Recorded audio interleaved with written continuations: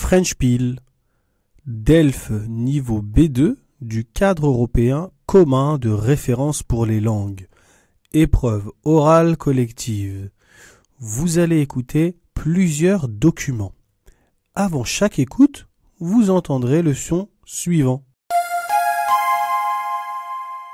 Pour répondre aux questions, cochez la bonne réponse. Vous allez écouter 2 fois un document.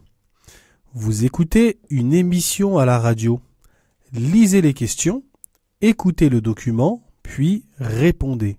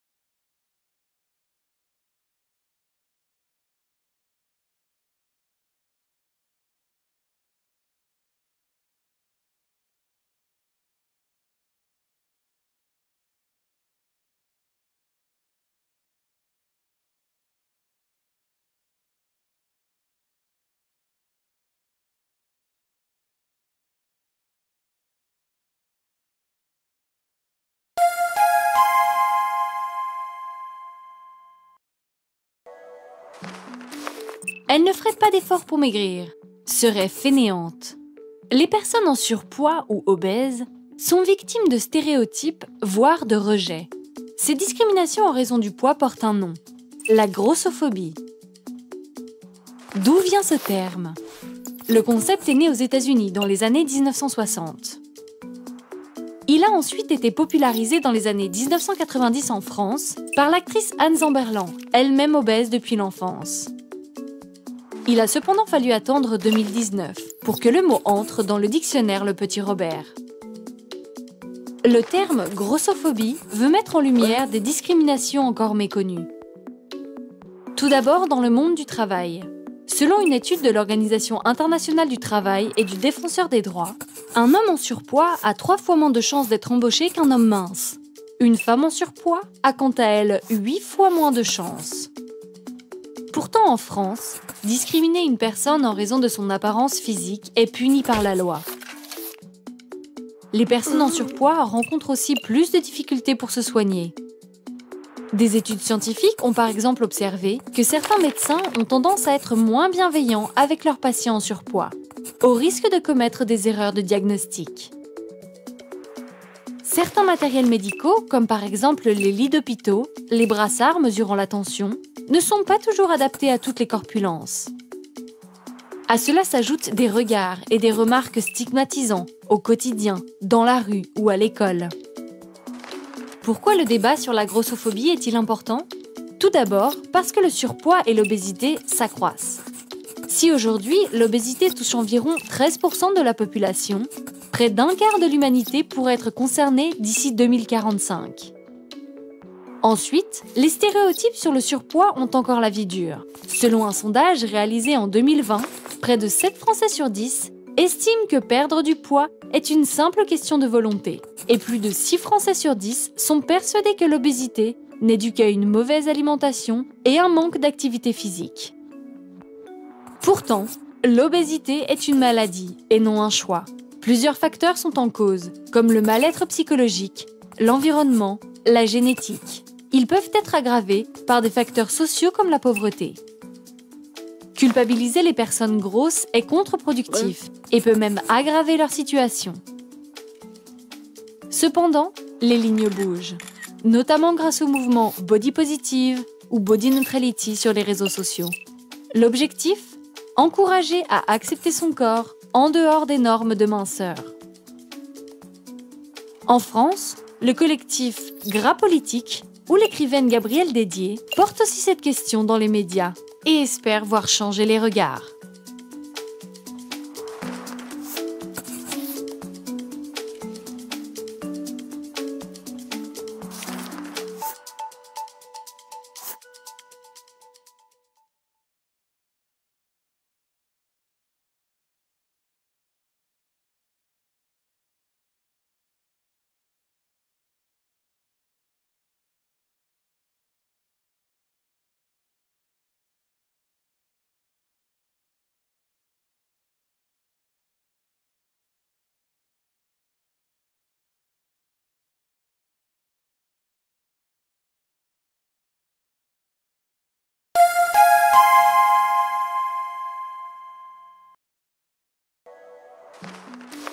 Elle ne ferait pas d'efforts pour maigrir, serait fainéante.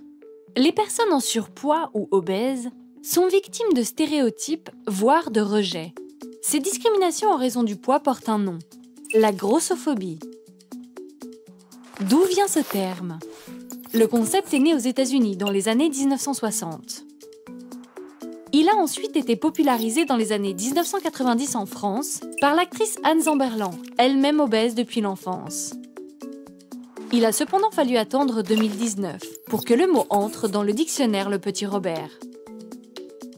Le terme grossophobie veut mettre en lumière des discriminations encore méconnues. Tout d'abord dans le monde du travail. Selon une étude de l'Organisation internationale du travail et du Défenseur des droits, un homme en surpoids a 3 fois moins de chances d'être embauché qu'un homme mince. Une femme en surpoids a quant à elle 8 fois moins de chances. Pourtant en France, discriminer une personne en raison de son apparence physique est puni par la loi. Les personnes en surpoids rencontrent aussi plus de difficultés pour se soigner. Des études scientifiques ont par exemple observé que certains médecins ont tendance à être moins bienveillants avec leurs patients en surpoids, au risque de commettre des erreurs de diagnostic. Certains matériels médicaux, comme par exemple les lits d'hôpitaux, les brassards mesurant la tension, ne sont pas toujours adaptés à toutes les corpulences. À cela s'ajoutent des regards et des remarques stigmatisants au quotidien, dans la rue ou à l'école. Pourquoi le débat sur la grossophobie est-il important? Tout d'abord parce que le surpoids et l'obésité s'accroissent. Si aujourd'hui, l'obésité touche environ 13% de la population, près d'un quart de l'humanité pourrait être concernée d'ici 2045. Ensuite, les stéréotypes sur le surpoids ont encore la vie dure. Selon un sondage réalisé en 2020, près de 7 Français sur 10 estiment que perdre du poids est une simple question de volonté. Et plus de 6 Français sur 10 sont persuadés que l'obésité n'est due qu'à une mauvaise alimentation et un manque d'activité physique. Pourtant, l'obésité est une maladie et non un choix. Plusieurs facteurs sont en cause, comme le mal-être psychologique, l'environnement, la génétique. Ils peuvent être aggravés par des facteurs sociaux comme la pauvreté. Culpabiliser les personnes grosses est contre-productif et peut même aggraver leur situation. Cependant, les lignes bougent, notamment grâce au mouvement Body Positive ou Body Neutrality sur les réseaux sociaux. L'objectif? Encourager à accepter son corps en dehors des normes de minceur. En France, le collectif Gras Politique ou l'écrivaine Gabrielle Dédier porte aussi cette question dans les médias et espère voir changer les regards.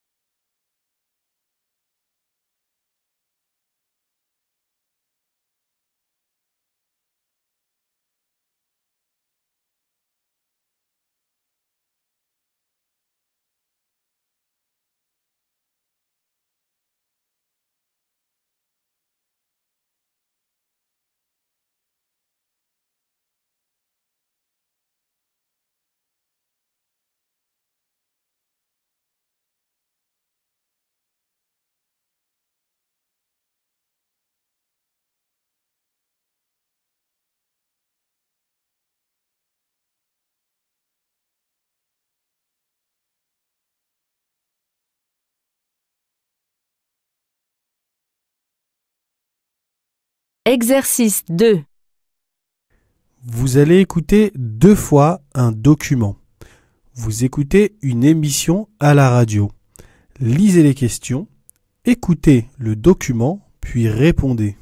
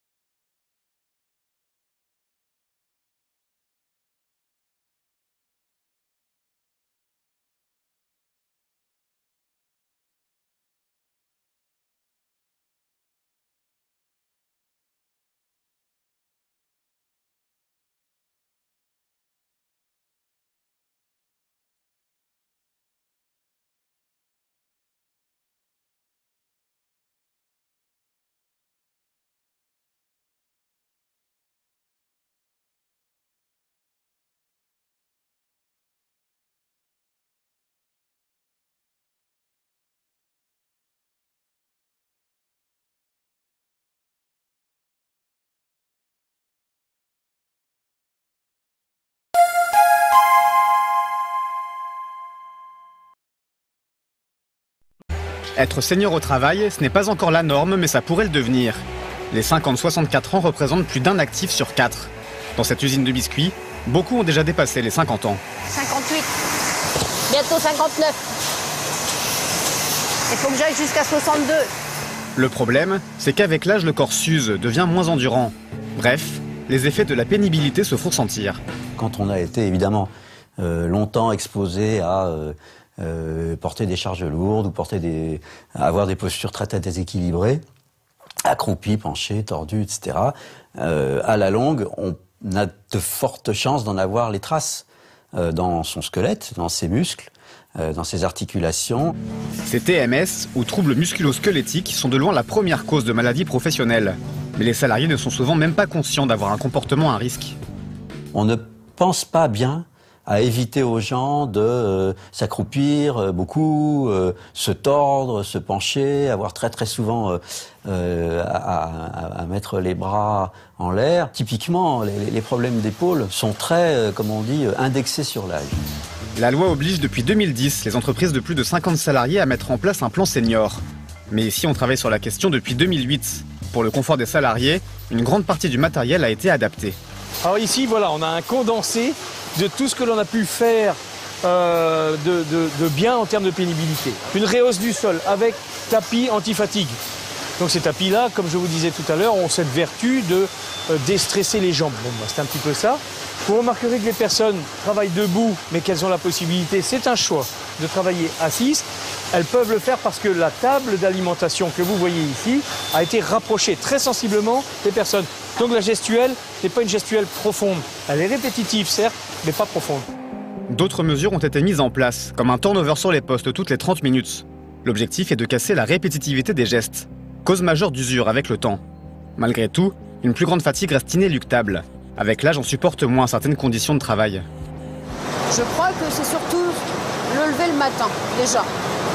Ça pèse beaucoup. Commencer à 5h, 13h, c'est très pénible. Plus ça va en âge, plus on est fatigué. Alors une autre solution, c'est la reconversion. Après des années d'usine, Dominique avait des douleurs au dos, au bras, des problèmes de tendinite. Pour la soulager, l'entreprise l'a nommée à un poste où la cadence et les gestes sont moins contraignants. Elle est aussi passée responsable. Son travail est donc plus confortable et plus valorisant. On s'occupe de plusieurs personnes, j'aime bien le contact avec tout le monde.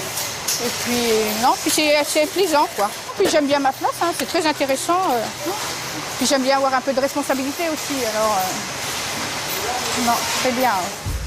Il existe encore de nombreuses autres solutions pour adapter le travail aux seniors, comme le tutorat. Ils mettent en valeur leur expérience en la transmettant aux plus jeunes. Des solutions qui ont de l'avenir. Selon l'INSEE, en 2060, plus d'une personne sur 7 sera encore au travail, entre 65 et 69 ans. Bon, heureusement.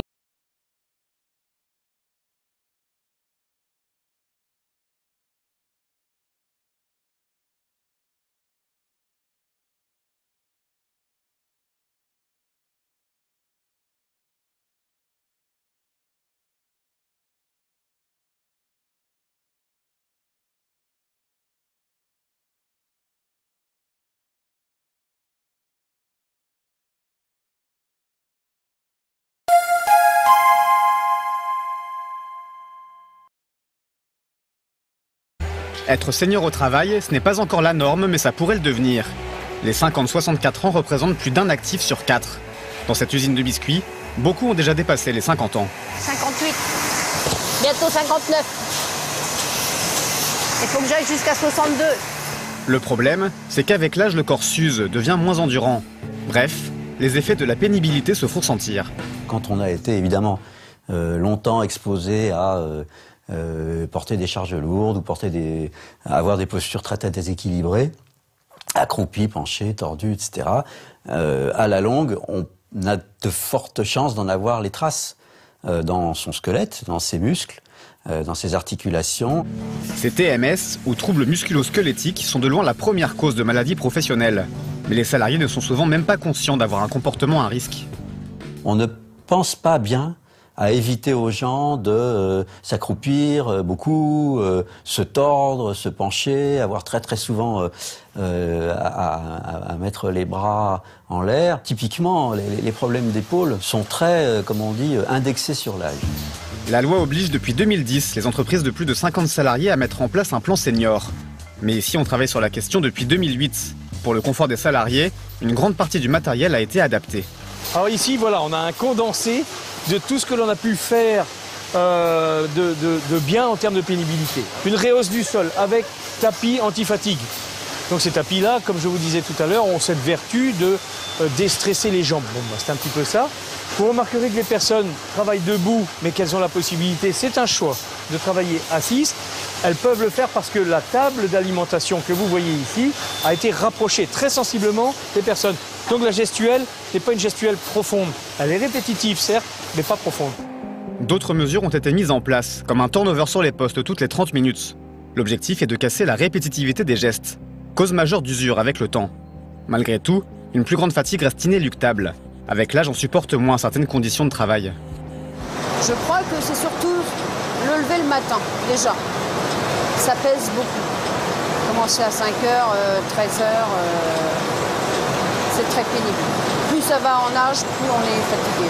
Alors une autre solution, c'est la reconversion. Après des années d'usine, Dominique avait des douleurs au dos, au bras, des problèmes de tendinite. Pour la soulager, l'entreprise l'a nommée à un poste où la cadence et les gestes sont moins contraignants. Elle est aussi passée responsable. Son travail est donc plus confortable et plus valorisant. On s'occupe de plusieurs personnes, j'aime bien le contact avec tout le monde. Et puis, non, puis c'est assez plaisant, quoi. Puis j'aime bien ma place, hein, c'est très intéressant. Puis j'aime bien avoir un peu de responsabilité aussi, alors... non, très bien. Il existe encore de nombreuses autres solutions pour adapter le travail aux seniors, comme le tutorat.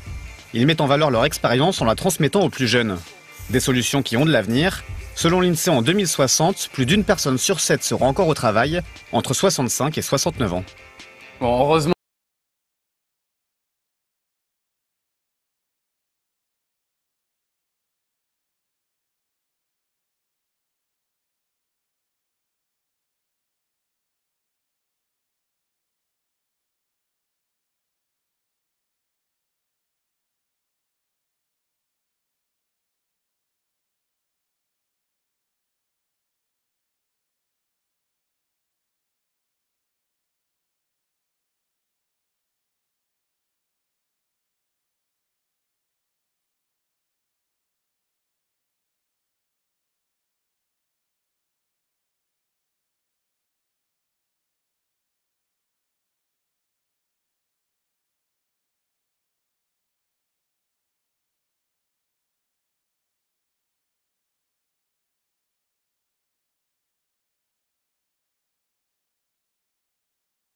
Exercice 3.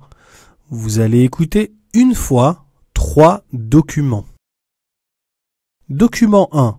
Lisez les questions, écoutez le document, puis répondez.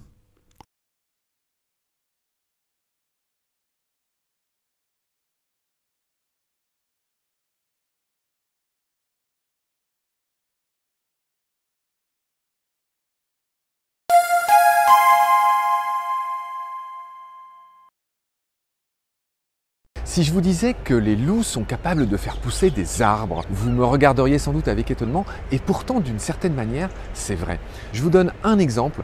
En 1995, aux États-Unis, dans un célèbre parc, en l'occurrence le Yellowstone, les scientifiques ont décidé de réintroduire des loups pour réguler les populations de wapitis, qui sont des grands cerfs qui ravageaient ce parc, qui surpâturaient et qui abrutissaient beaucoup d'arbres. Et donc les scientifiques, en 1995, ont réintroduit seulement 14 loups qui se sont multipliés depuis. Et des années plus tard, ils ont fait le bilan de leur expérience qui a dépassé absolument toutes leurs espérances. Non seulement, en effet, les loups ont permis de réduire le nombre de wapitis et toute la biodiversité en a bénéficié. Par exemple, les castors sont revenus là où ils avaient disparu. Beaucoup de petits oiseaux qui ont pu revenir dans les arbres, beaucoup d'autres petits mammifères. Et toute cette histoire, je vous la raconte dans un nouveau podcast de France Culture que je vous invite à retrouver sur franceculture.fr ou l'appli Radio France. D'ici là, prenez soin de vous et de ce qu'il y a autour de vous. À bientôt, salut.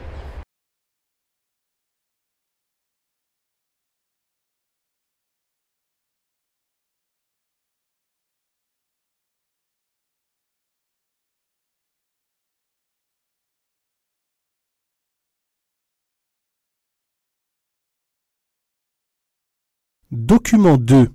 Lisez les questions, écoutez le document, puis répondez.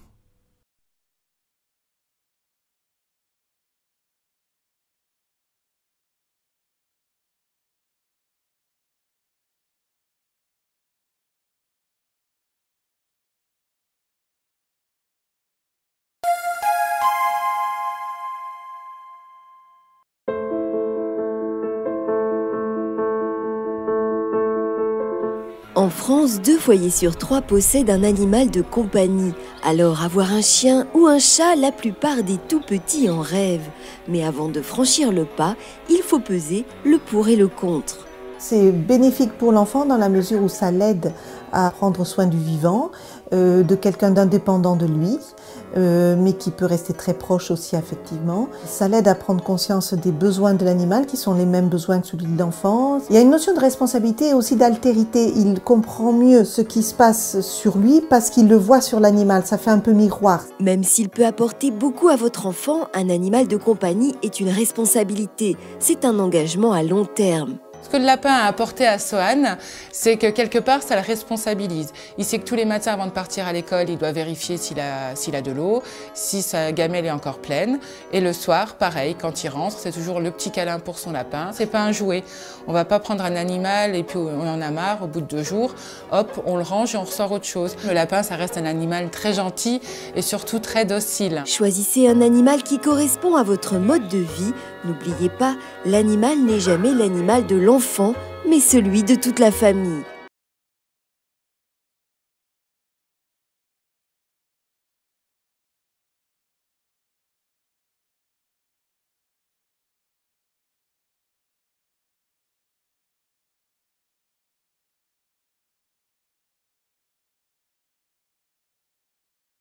Document 3.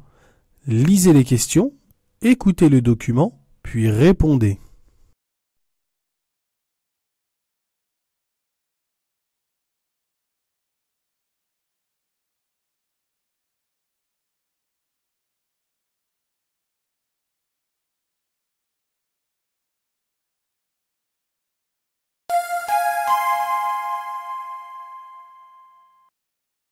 Ah oui, dans les collèges et lycées, notamment, une drogue illégale est de plus en plus consommée. Elle s'appelle Bouddha Blue ou PTC, comme pète ton crâne. C'est élégant. Oui, c'est une substance qui se consomme discrètement dans une vapoteuse comme une cigarette électronique. Mais ses effets, jusqu'à 200 fois plus forts que ceux du cannabis, font des ravages. Les intoxications se multiplient. La semaine dernière, 2 jeunes ont été hospitalisés à Paris. Les autorités tirent donc la sonnette d'alarme. Le reportage de Geoffrey Branger. 10 € le flacon, de quoi recharger 5 à 6 fois sa cigarette électronique. Peu coûteux et très puissant. Une fois consommé, les effets sont presque immédiats. Elisa, 20 ans, en a fait l'expérience. J'ai pris 3 bouffées. 3 minutes après, j'ai commencé à suer, j'étais hyper mal, j'avais du mal à respirer. Et puis j'ai fini par vomir, c'était vraiment trop fort. Ces produits conçus en laboratoire par des trafiquants sont bien plus violents que le cannabis et augmentent le risque de faire un bad trip, c'est-à-dire se retrouver plongé dans une détresse absolue, physique et ou mentale, un état qui dure plus longtemps en consommant ces substances. David Saint-Vincent, administrateur de la Fédération Addiction. Les angoisses générées par l'effet du produit qui peuvent être assez intenses. On peut avoir des bad trips qui durent plusieurs heures. On est sur quelque chose vraiment chimique avec des propriétés très différentes en fonction de quel laboratoire clandestin l'a élaboré en réalité. Des crises qui peuvent entraîner paralysie, hallucination, tachycardie, migraine, paranoïa, vomissement ou encore détresse respiratoire. Autre inconvénient, incolore et inodore, ces substances ne sont pas détectables avec un test, compliquant son identification autant par les professionnels de santé que par les forces de l'ordre. Geoffrey Branger.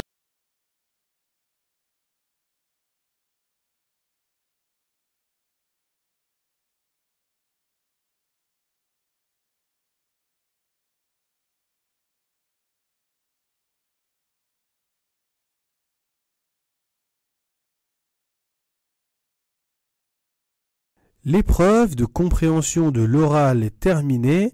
Passez maintenant à l'épreuve de compréhension des écrits.